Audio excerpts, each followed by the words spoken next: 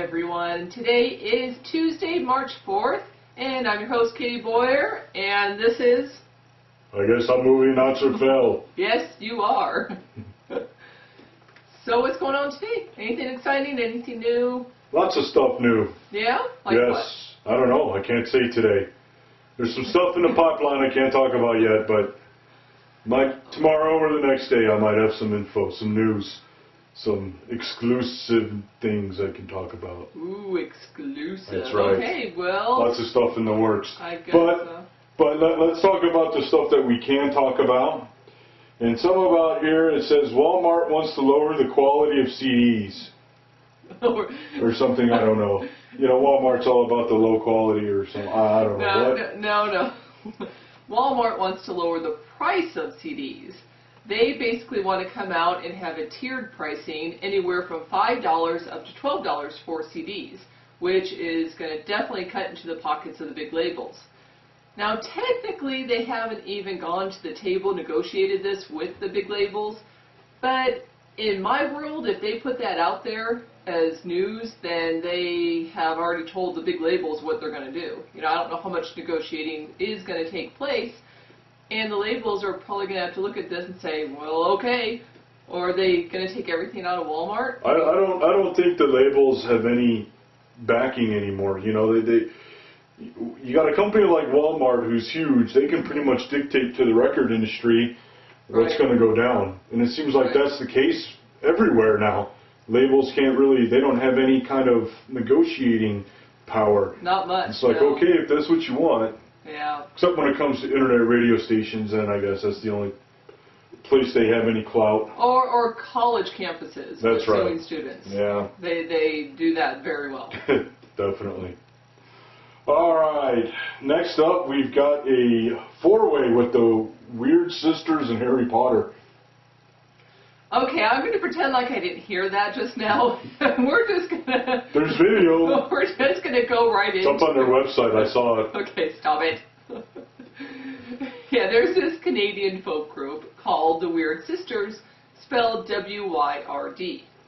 Now, if you're a Harry Potter fan, you may recognize that name because in the series, there's a musical group called the Wyrd Sisters, just basically spelled, you know, the normal way. So the Wyrd Sisters Canadian version doesn't like this. They basically don't want to be associated with the Harry Potter books. They don't want people thinking that they called themselves this after Harry Potter came out. The group's been around for about 15 years, and at one point back in 2005, they even tried to stop the Canadian release of the Goblet of Fire. So that didn't really work out, but now they are bringing a $40 million lawsuit against Warner Brothers, who did the movies, you know, all the Harry Potter movies. I think that might ruin their chances of getting signed with Warner Brothers. Just a guess. I don't know. That is a very good point. And pretty much any other label if that was their hopes. Yeah, I really don't know. But basically, this lawsuit is seeking the destruction of all visual performances, sound recordings, and merchandise relating to the Harry Potter Wyrd Sisters band. So this includes like soundtrack, video games, anything that had the Wyrd Sisters in there or mentioned, they want destroyed. That's not asking for much, I don't think. No. No, and you know, I was curious, so I did a Google search on Wyrd Sisters, spelled W-Y-R-D, and there are books called that. There's different things called that. So I wonder... Even several bands. I did a little research myself last night, and I found a few bands up on MySpace called Wyrd Sisters, spelled a couple different ways. Right. So, you know, are all these bands going to hop on this bandwagon to try to get a piece of the $40 million? Or maybe they'll all sue each other and just go away. Yeah, I don't know.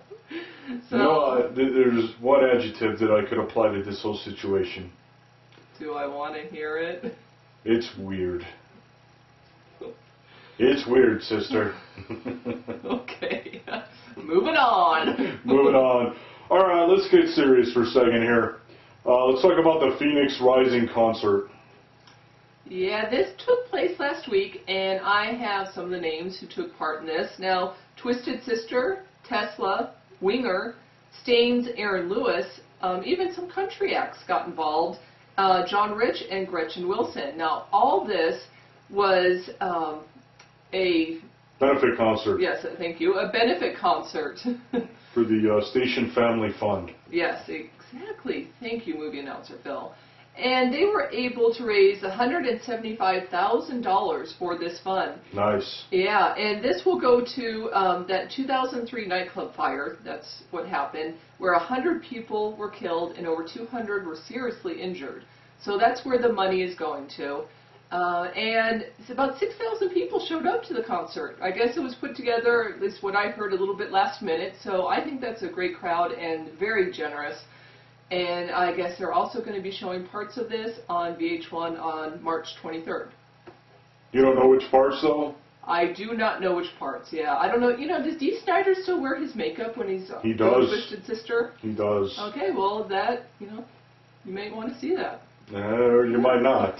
Yeah, I did. He has that, like, reality show. I don't know, it's on A&E or some crap.